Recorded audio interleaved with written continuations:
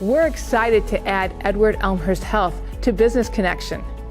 There's a lot of moving parts when it comes to managing your healthcare, and for Edward-Elmhurst Health, it's important that each step of the process is safe, seamless, and personal.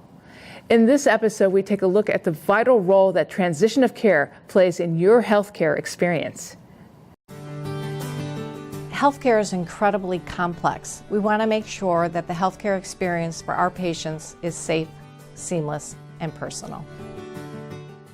And an area of intense focus for us is transitions of care.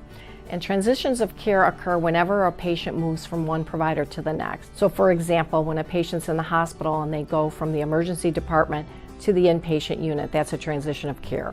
Or when we transfer the patient from the hospital to a skilled nursing facility or home care. We have a lot of teams working on different ways to make sure that a patient has a safe and seamless transition to the next site of care. If a patient transfers within the hospital, there's time to stop and do what we call medication reconciliation. So to double check the meds, do we know what they're on? Are they still on those? Am I transferring them to the next department with the right medications? There's also that when you send them home or when you send them to a skilled nursing facility. And how do we also get an appointment scheduled for a patient before they leave? How do we set that up for them so that they go home with that in their hand, with the understanding of its importance, because that is our next check. We also do a lot of work around follow-up phone calls. So we're trying to let patients know you may get that phone call that's going to tell you, that's going to ask you, how are you doing at home? Have you run into any barriers since you've been home? Can you get to the appointment we scheduled? Do you have the appointment scheduled? So one of the questions that we've kind of put in place and are trying to bring back to light is, who is your discharge partner? Who's your partner for transition?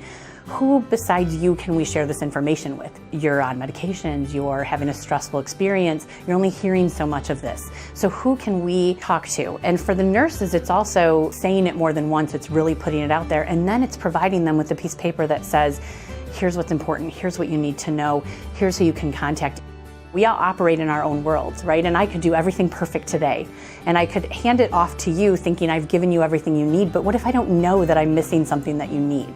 We really need to figure out that back and forth of, well, you gave me this patient, but I was missing this one crucial piece that's important for my job, for what I have to do with this patient. We really need to make sure we're capturing that.